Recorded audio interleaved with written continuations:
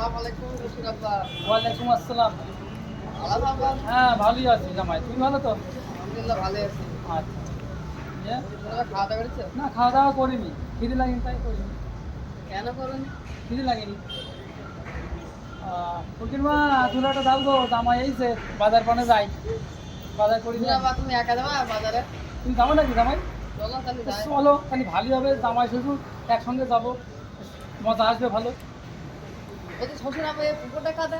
এই পুকুরটা তোমার যদি কাপড় হয়েছে দেখতে পাচ্ছি না, তোমার আব্বাদান কেটেছে। এই পুকুরের বালিগুলো কোথায় গেল? বালিগুলি তোমার মা খেয়েছে, আর এই পুকুরের পাশে এত গাছপালা ছিল, গাছগুলো তুমি কে খেয়েছে? গাছপালাগুলো তোমার দাদা শ্বশুর খেয়েছে, এই ঘাস মাস ছিল এইগুলো? ঘাসগুলো তোমার দাদা সবই খেয়েছে। তাই নাকি? হ্যাঁ। অত তোমার কথা শুনে মাথা ঘুরছে আমার। মাথা ঘুরবে কেন?